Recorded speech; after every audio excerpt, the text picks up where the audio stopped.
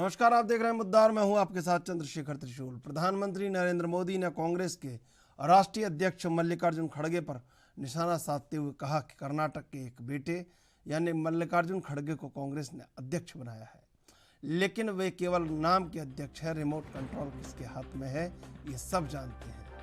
रायपुर में भी भरी दोपहरी में छाता किसके सर के लिए खुला ये सबको पता है, कम से कम खड़गे साहब के लिए तो नहीं ही खुला। इससे बात अच्छी तरह समझ आती है कि कांग्रेस में अध्यक्ष कोई भी बन जाए, रिमोट कंट्रोल किसके हाथ में होता है ये कहने की जरूरत नहीं। कुल मिलाकर कांग्रेस को भाजपा से मुकाबला करना है तो कोरी भावुकता से काम नहीं चलने वाला।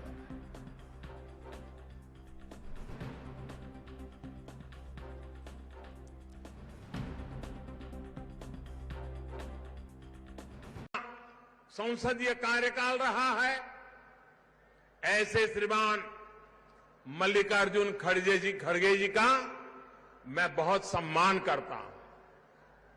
उन्होंने जनता की सेवा में अपने से जो कुछ भी हुआ करने का प्रयास किया है, लेकिन वे उस दिन मैं देखकर बहुत दुखी हो गया जब कांग्रेस का अभी अधिवेशन चल रहा था छत्तीसगढ़ में।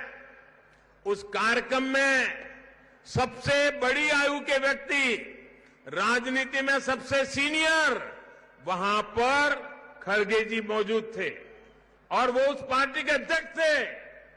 धूप थी, जो भी सब खड़े थे उन सबको धूप लगना बहुत स्वाभाविक था, लेकिन धूप में वो छतरी का सौभाग्य कांग्रेस के सबसे बड़ी आयु वाले, सबसे सीनियर कांग्रेस के प्रमुख खड़गे जी के नसीब नहीं हुआ। बगल में किसी और के लिए छाता लगा गया था।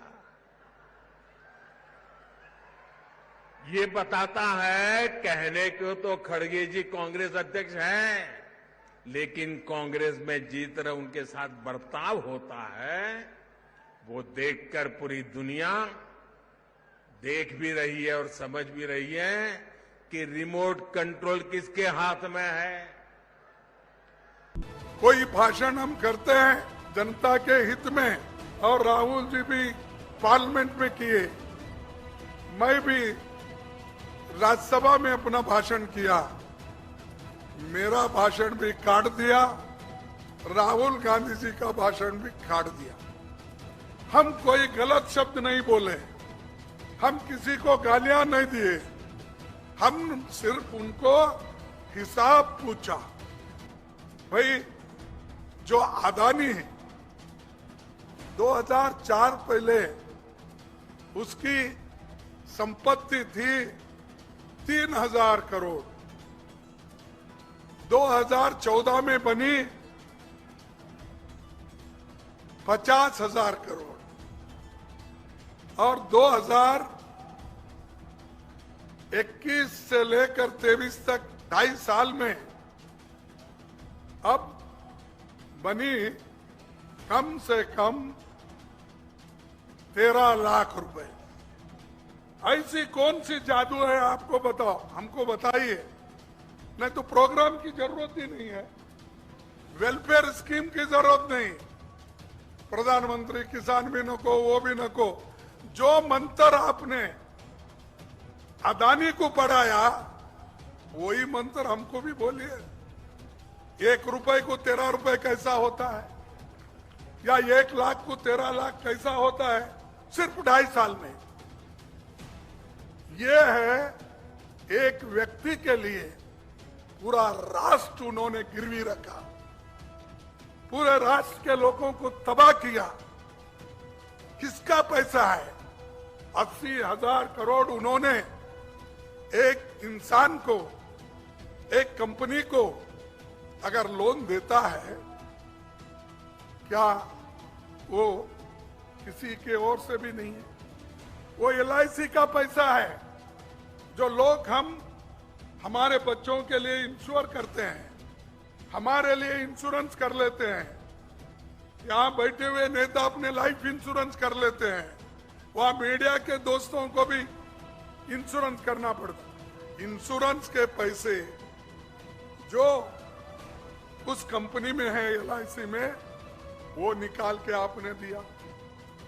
और जो गरीब लोग, मेहनतकश लोग, मध्यम वर्ग के लोग, जो सरकारी नौकर है, किसान है, वो अपना पैसा बैंक में डिपॉजिट करता है।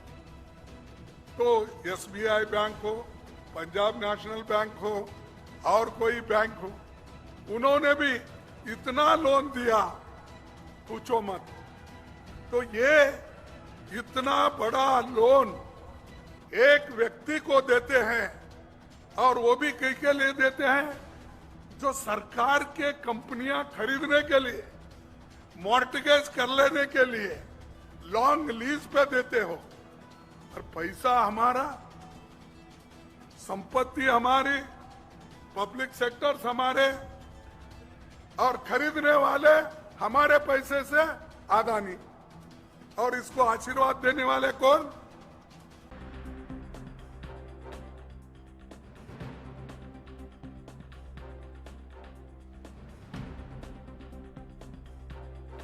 प्रधानमंत्री मोदी ने कहीं ना कहीं अधिवेशन से लेकर अध्यक्ष तक पूरी तरह तमाम एजेंडे को एक बार में आक्रमण करके समाप्त करने की कोशिश की। अब देखना होगा कि क्या वाकई में ये समाप्त होगा या चुनौती बन के उभरेगा। हालांकि अभी तक कांग्रेस उन तमाम चीज़ों में नाकामयाब रही है जो चुनौती बीजेपी के सामने उसे पेश करनी थी। और ऐसे में 3 राज्यों के चुनाव परिणाम भी आने हैं, तो इससे पहले और इसके बाद क्या वाकई में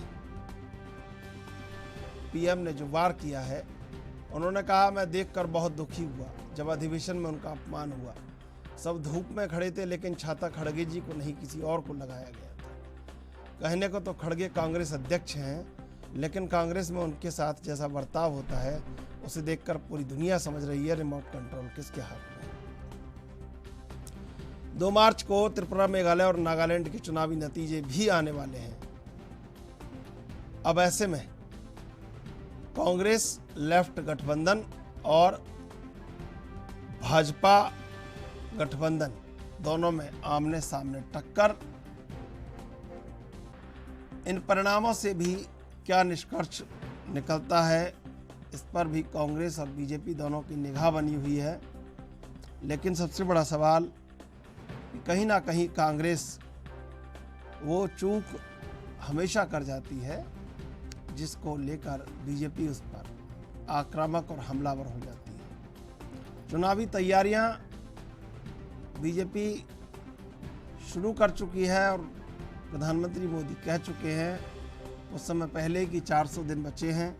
ऐसे में अब कांग्रेस को समझना होगा कि मुकाबला कैसे किया जाए।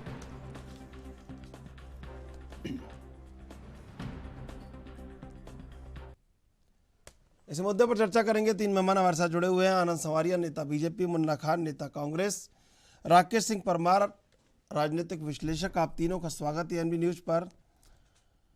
आनंद संवारिया जी, भाई छाता किसी के भी लगा हो, आप मौका नहीं चूकते हैं। नहीं चंद्रशेखर जी, ये मौका चूकने की बात नहीं है। अभी आपके फेमस चैनल के ऊपर मैं खड़गे जी का भाषण भी सुन रहा था जो उन्होंने 86 प्रिलिमिनरी सेशन में दिया, और माननीय प्रधानमंत्री मोदी जी को भी सुन रहा था। देखिए कितना डिफरेंस है व्यक्तित्व में।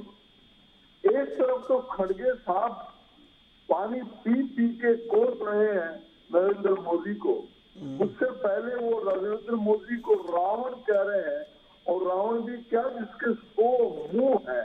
हालांकि उनको भारतवर्ष की संस्कृति का, रामायण का इतना ज्ञान नहीं होगा, क्योंकि रावण के 10 मुंह थे। तो चलो, और एक तरफ माननीय प्रधानमंत्री जी है, कितनी शालीनता से वो दिखा रहे हैं कि खड़गे जी देखिए कोई इसमें दो राय नहीं है। खड़गे जी की पॉलिटिकल पारी बहुत लंबी है और एक दलित परिवार से, अति दलित परिवार से आते हैं और कर्नाटक से आते हैं। उनके साथ जो हुआ, अभी कांग्रेस की परिपाटी है, कांग्रेस की परिपाटी ये है कि कोई भी नेता, चाहे वो कांग्रेस का राष्ट्रीय अध्यक्ष हो, अगर बड़े परिवार से उसकी नहीं बनती है तो उसको नाचते नाबूद, चाहे वो निजलिंगप्पा जी हो, चाहे वो पाटिल साहब हो। और अब क्योंकि इस वक्त खड़गे साहब एक निर्वाचित राष्ट्रीय अध्यक्ष है कांग्रेस के, और ना मुझे मालूम है कि क्या मजबूरी रही है कांग्रेस की, जो परिवारवाद से निकलने के लिए उनको एक ऐसा आदमी चाहिए था जिसका रिमोट कंट्रोल परिवार के हाथ में रहे।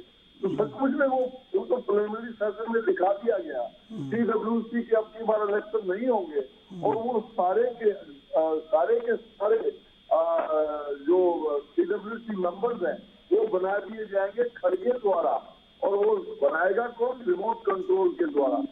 खास देखिए, जब अध्यक्ष होता है तो वो सेशन में अध्यक्ष ही होता है, उस अध्यक्ष के साथ पूरा सम्मान देना चाहिए। ठीक है, घर में नहीं, लेकिन आप बार बार कहते हैं कांग्रेस का आंतरिक मामला है। अब इन आंतरिक मामलों में आपको क्या इंटरेस्ट है भाई? कैसे CWC के अध्यक्ष बनेंगे, कैसे कौन मेंबर बनेगा?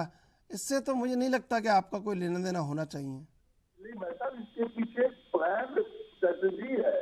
वो प्लान स्ट्रेटेजी ये है कि 2024 में कांग्रेस को दूरबीन से देखा जाएगा, और वो दूरबीन से देखा जाए तो कांग्रेस में आवाज उठेगी। हाँ, तो आपके लिए तो अच्छी बात है ना, दूरबीन से देखा जाए।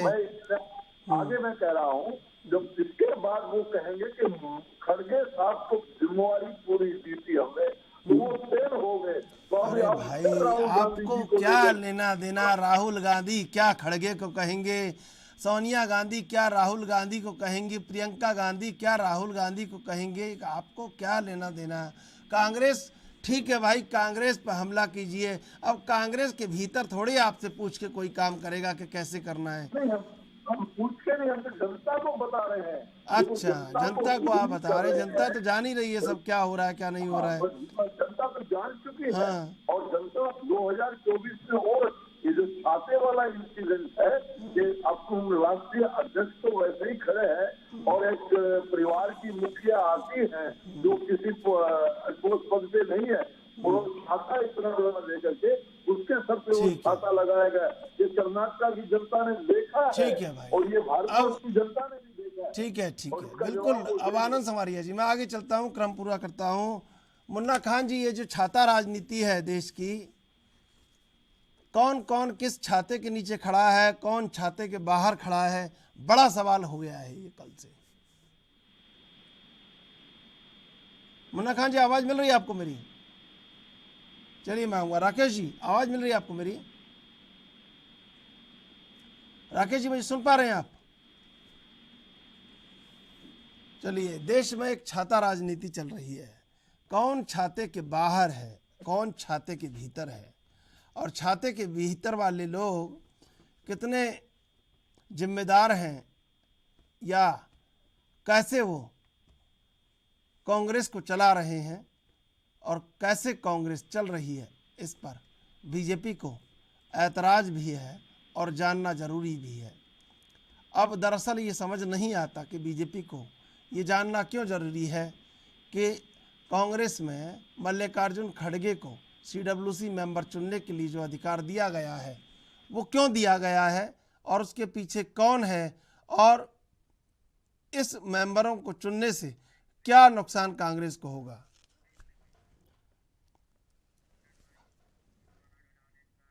हम लौटेंगे आपके पास एक छोटे से ब्रेक के बाद, सीधे चलेंगे मेहमानों के पास। क्या मुन्ना खान जी भाई, कौन छाते के बाहर खड़ा है, कौन छाते के भीतर खड़ा है, इससे क्या लेना देना बीजेपी का? त्रिशूल जी, सबसे पहले आपको नमस्कार और आपके टीम को नमस्कार।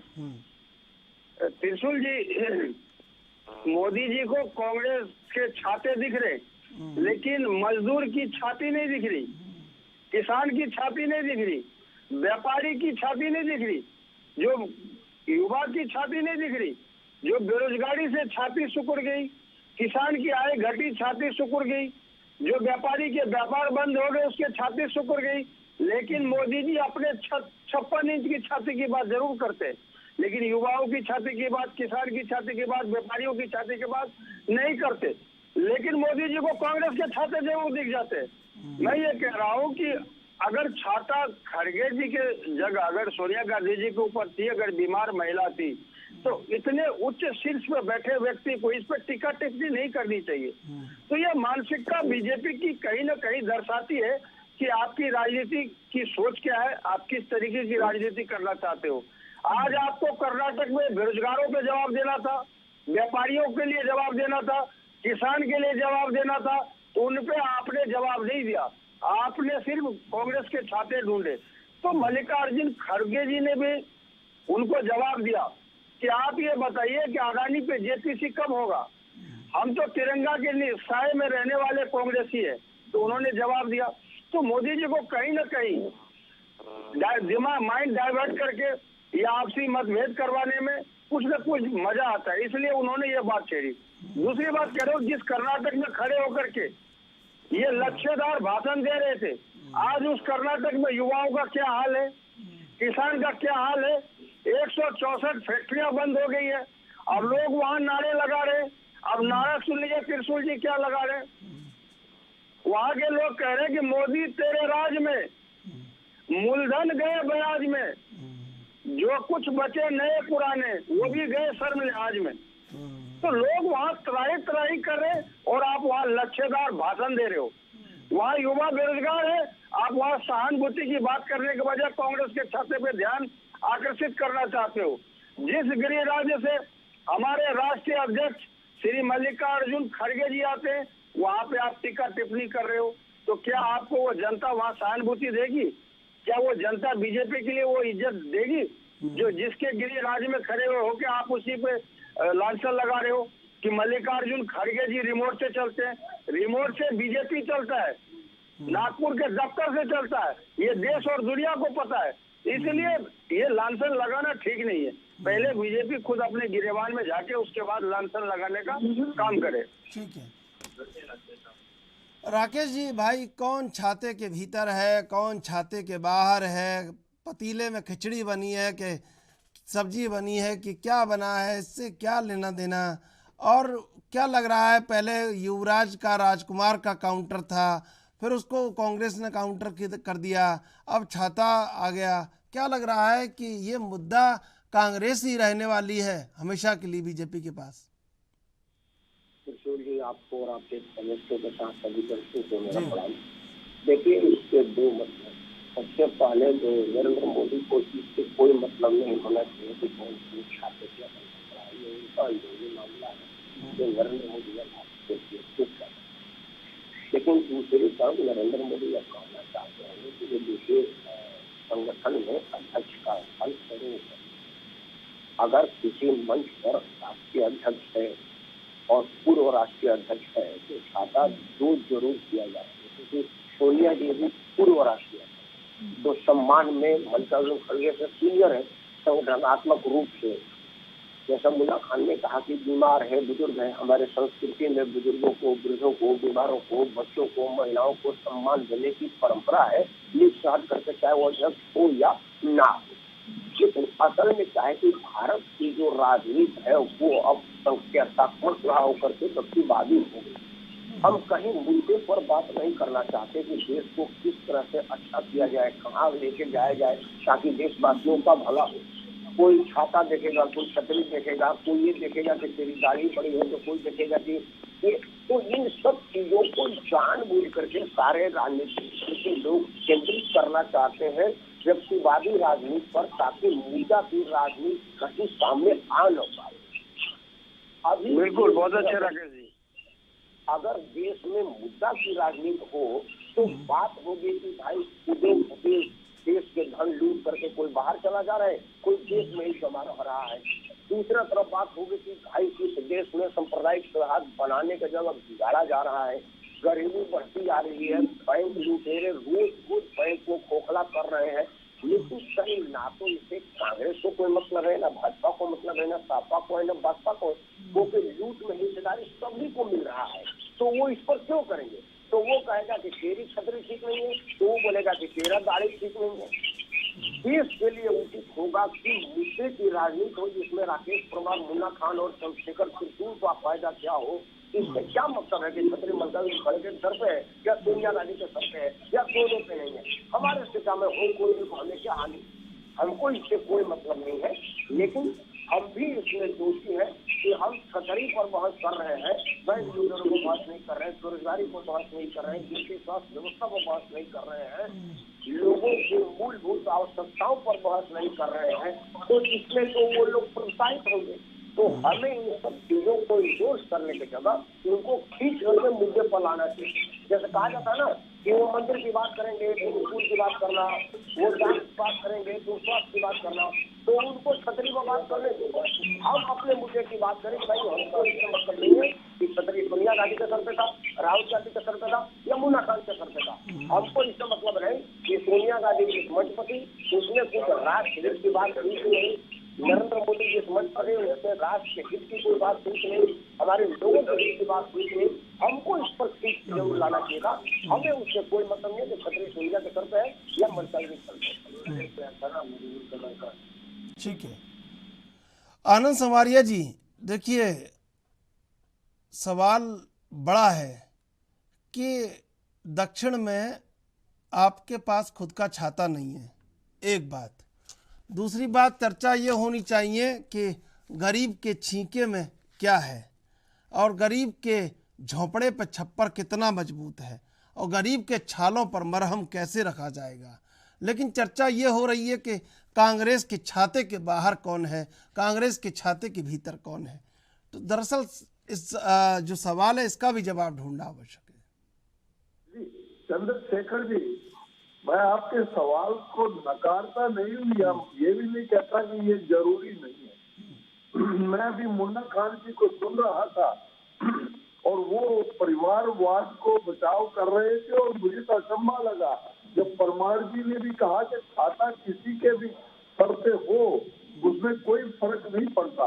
इससे पहले मैं तरीकेवार से जवाब देना चाह रहा हूँ, मुन्ना जी को जवाब देना चाह रहा हूँ कि खड़गे जी पूछ रहे थे कि हमें मंत्र दीजिए मोदी जी, तो वो मंत्र मोदी जी तो क्या देंगे, मैं दे रहा हूँ खड़गे साहब, जहाँ स्वाभिमान ना हो, जहाँ पूरी इज्जत आपको अध्यक्ष के नाते नहीं मिलती हो, वहाँ आपको एक दिन भी अध्यक्ष नहीं रहना चाहिए। ये मेरा मंत्र है।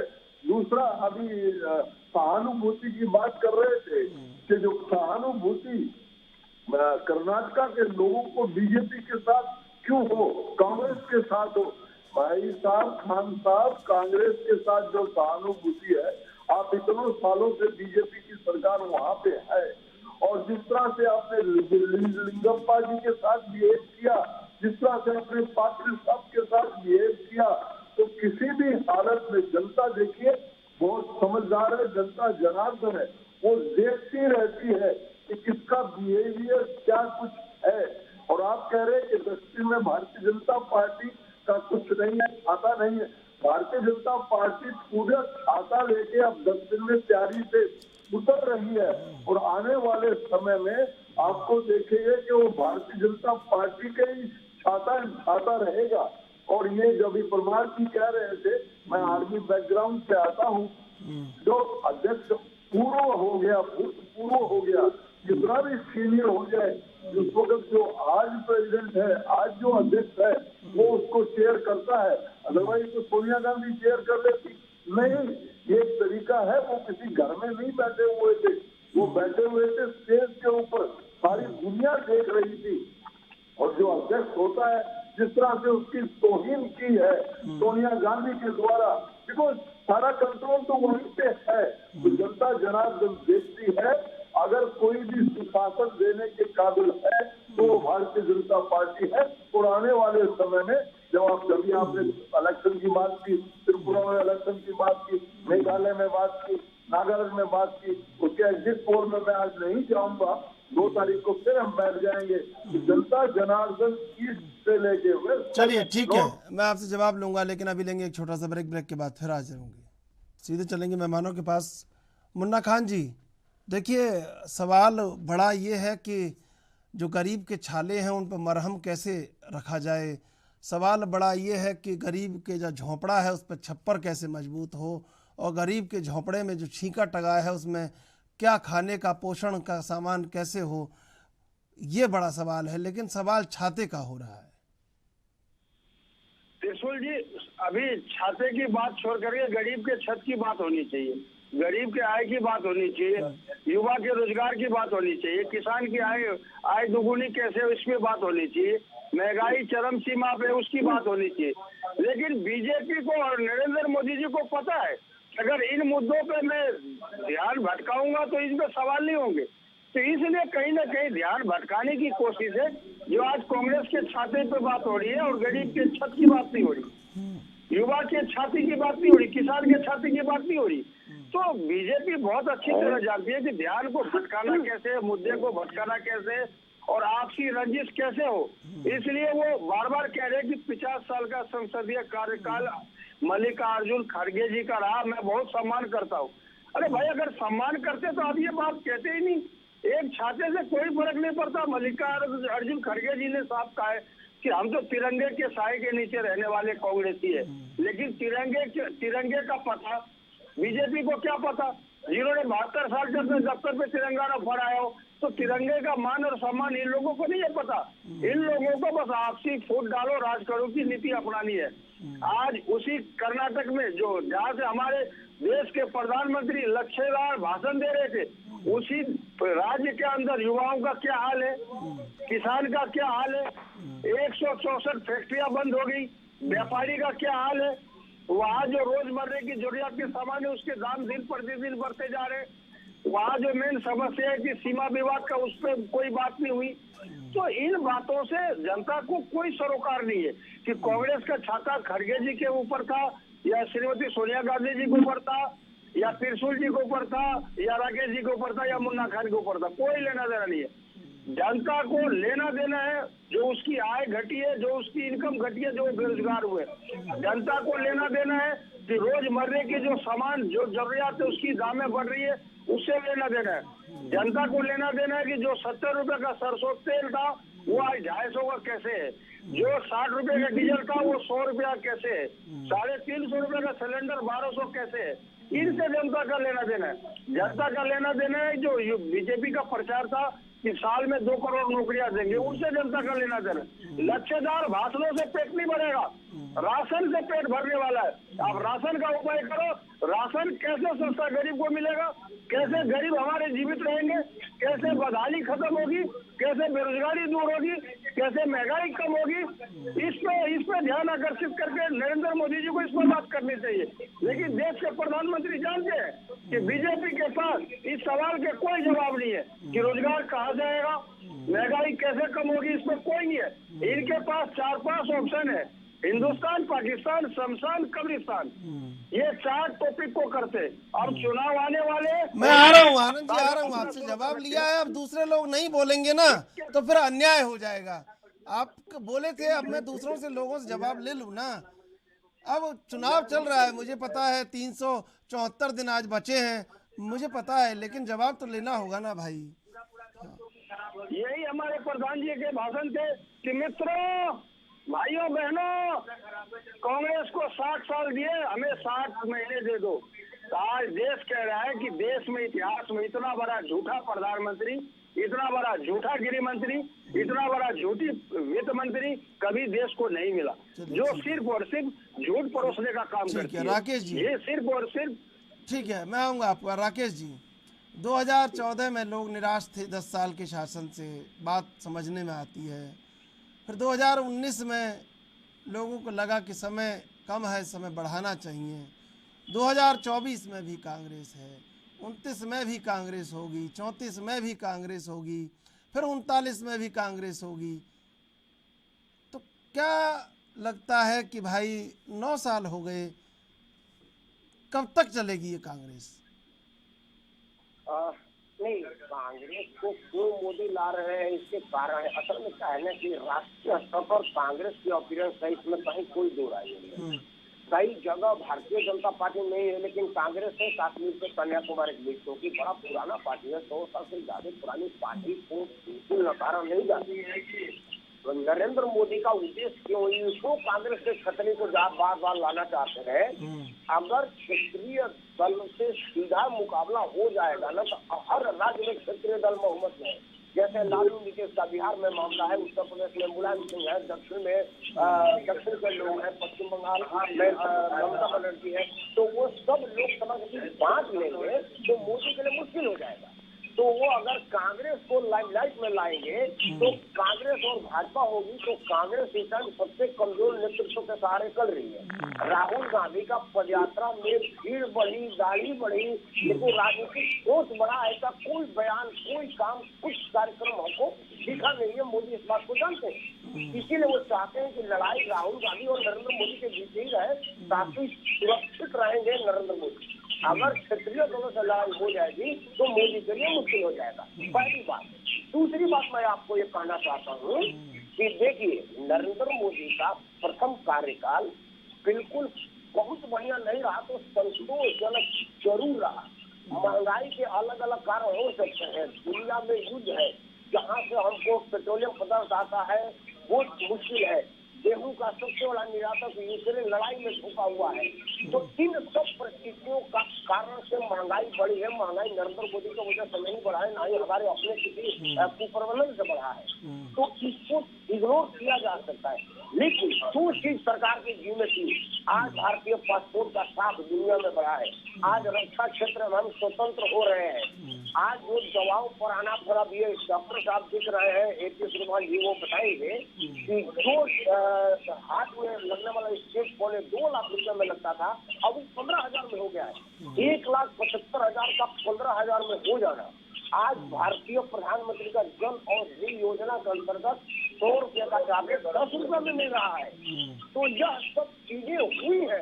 देखिए, भारत के 135-40 करोड़ जनता को संतुष्ट कर देना ब्रह्मा जी के हाथ में नहीं है, अल्लाह के हाथ में नहीं है, जीसस के हाथ में नहीं है, वाहिगुरु के हाथ में नहीं है। हम और आप और नरेंद्र मोदी या राहुल गांधी क्या करेंगे? लेकिन जो प्रधानमंत्री कर सकते थे उसमें कुछ काम हुई है, बहुत कुछ होना है। कार्यकाल को संतोषजनक कहा जाएगा, 100 में 100 बेशक ना दिया जाए, लेकिन पूर्ववर्ती सरकारों से ज्यादा नंबर उनको मिलता हुआ प्रतीत हो रहा है।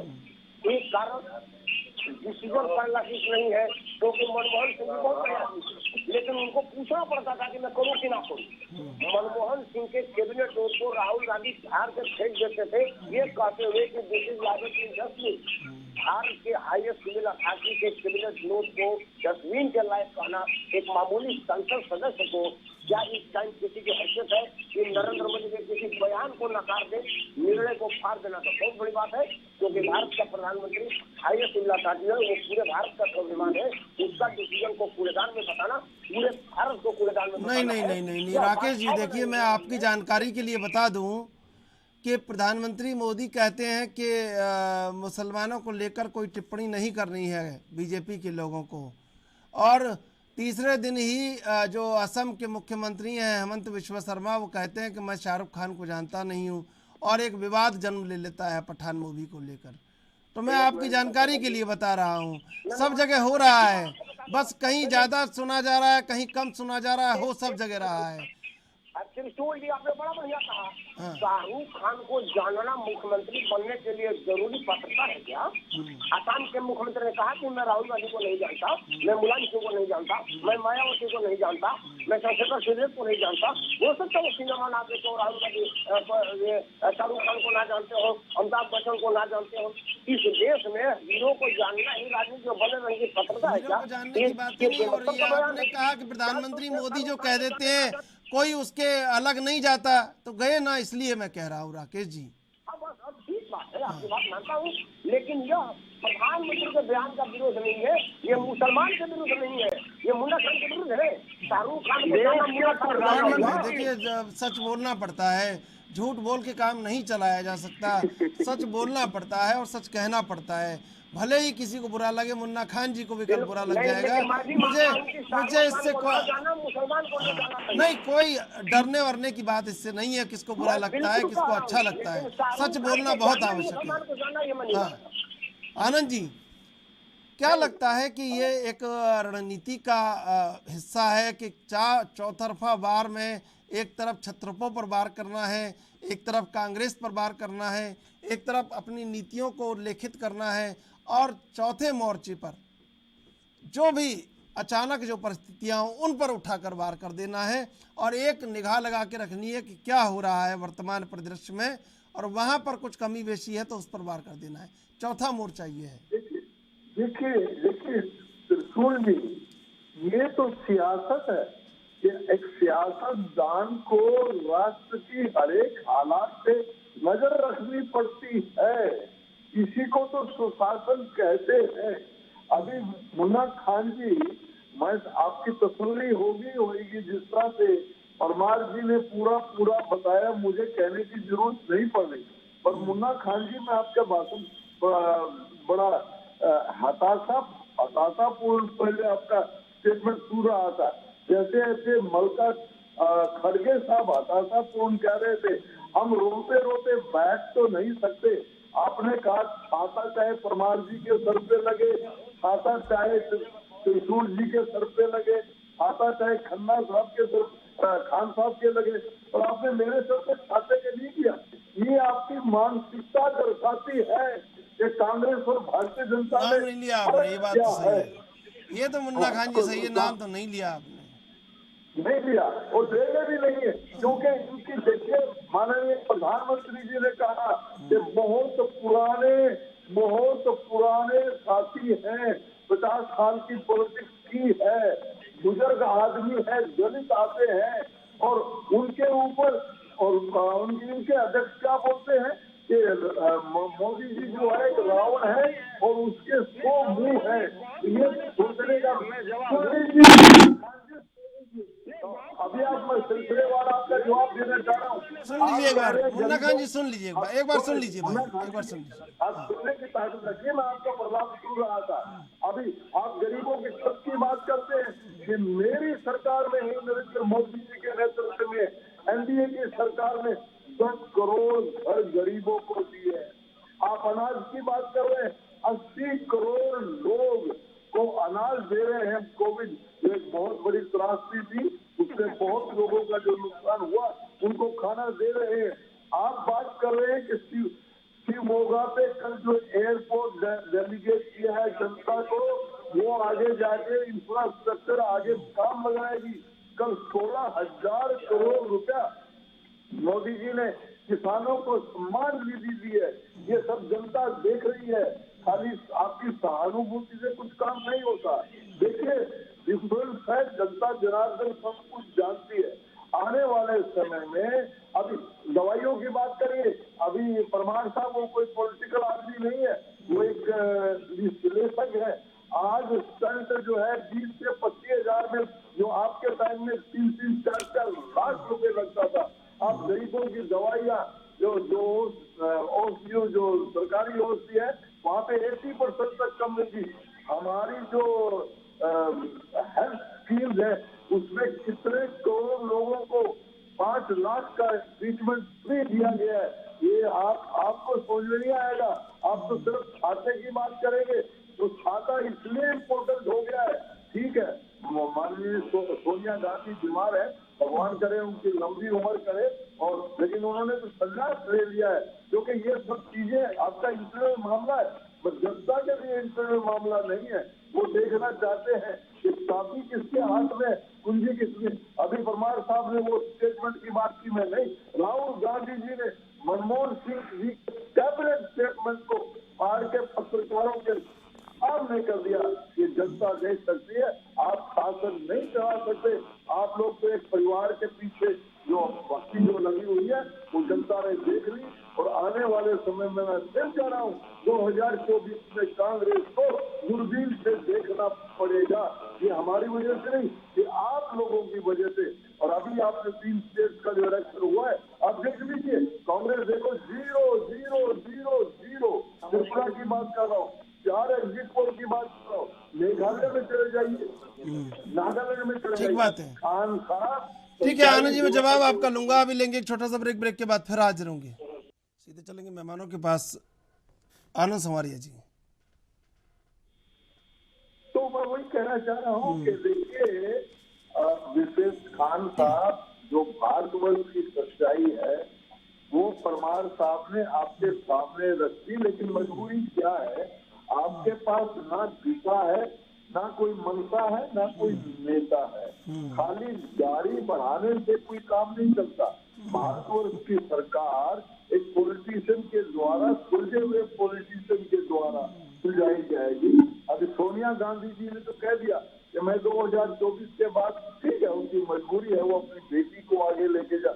आप तो आपके दोनों में से दोनों के दोनों फेल हो गए।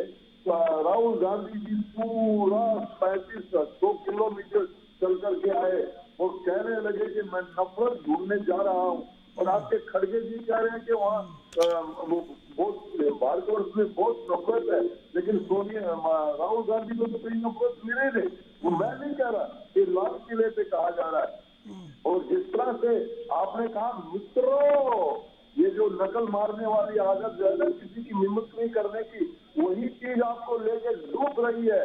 कल आपके सत्र में जो एक आपका सत्र है, उसमें राहुल गांधी जी कह रहे, उनको सत्याग्रह का मतलब नहीं पता था।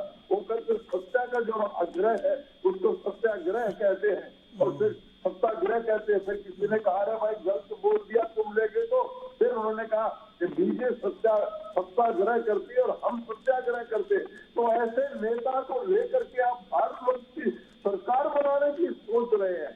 140 करोड़ लोग, जिसमें 90+ करोड़ लोग वोटर्स हैं, वो ज्यादा समझदार हैं। उनको पता है कि भारतवर्ष की लोग किसके हाथ में सेफ है। नरेंद्र, अरे आप तो अभी तक ये नहीं समझ पा रहे, कोई भी आपको पॉलिटिकल पार्टी टच करने को तैयार नहीं है। ललित वहां पे बिहार से नीतीश कुमार जी कहते हैं कांग्रेस को आइए, उधर से दीदी कहती है कि मैं कर दीजिए। तो आपने तो कह दिया, आपकी यात्रा ही यही थी कि राहुल गांधी को प्राइम मिनिस्ट्रियल कैंडिडेट बनाए।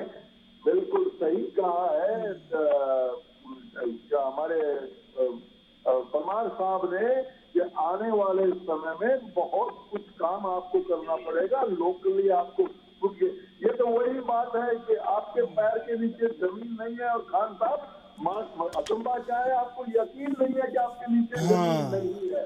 तो ये बात है, तो जमीन को पैदा करिए। ये इतने इलेक्शन इस साल 2023 में करीबन 10 में तो हो गए, कहाँ हुआ? कांग्रेस 0 मैं बार रिपीट नहीं करना चाह। चलो ये तो एग्जिट पोल है, 2 तारीख को फिर मैं आ जाऊंगा। ठीक है, परमार साहब भी, ठीक है। अब मैं सवाल, मैं राकेश जी, दरअसल मुन्ना खान जी, मैं आपसे सवाल का जवाब बाद में लूंगा। पहले मैं आपसे सवाल पूछ रहा हूँ। दरअसल कोई दाढ़ी बढ़ाकर टैगोर, कोई दाढ़ी बढ़ाकर सद्दाम हुसैन हो गया है, और राजनीति का ये हाल देखकर लोकतंत्र बेचैन हो गया है। क्या लगता है? मैंने पहले ही कहा था कि इंसाफ की जगह हम लोग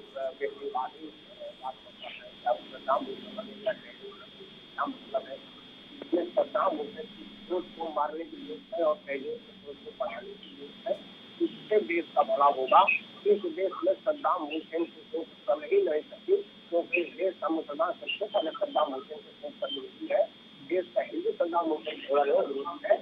हम लोगों को इस बात को बार बार कहता हूँ, किस भी चैनल पर मुझे बुलाया जाता है, मैं कहता हूँ कि वो बात करेगा कि खतरी किसके ऊपर थी, हम बात करेंगे कि समस्या किसके ऊपर है।